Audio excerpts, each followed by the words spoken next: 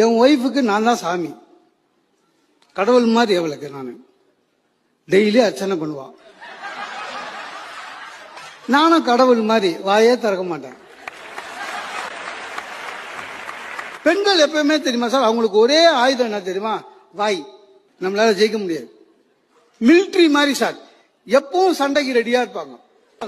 அன்னைக்கு என் ஒய்ஃப் ஏதோ சொல்லிட்டு உட்காந்துட்டா, கத்தினுக்கிறேன். எங்க அக்கா வந்துட்டா, என்னடா எப்ப வந்தாலும் நீ கத்திக்கினே இருக்கிறேன்னு.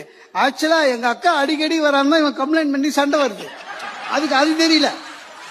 என்ன தைரியங்க நம்மகிட்டயே வந்து கேக்குதுங்க ஒய்ஃபு, உன் தங்கச்சி எனக்கு பிடிக்கல அப்படின்னு. சார் நம்ம என்னைக்காவது ஒய்ஃபு கிட்ட கேட்டுக்கோமா உன் தங்கச்சி எனக்கு பிடிக்கலன்னு? ஒரு நியாயம் இருக்க வேண்டாவா சார்? என் ஒய்ஃபுக்கு நான் தான் சாமி. கடவுள் மாதிரி அவளுக்கு நான் டெய்லி அர்ச்சனை பண்ணுவான்.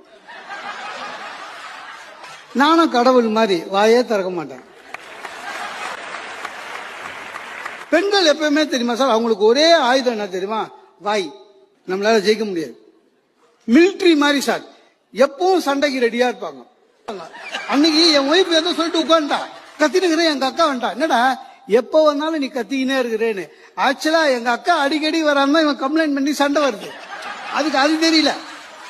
என்ன தைரியங்க நம்மகிட்டயே வந்து கேக்குதுங்க ஒய்ஃபு, உன் தங்கச்சி எனக்கு பிடிக்கல அப்படின்னு.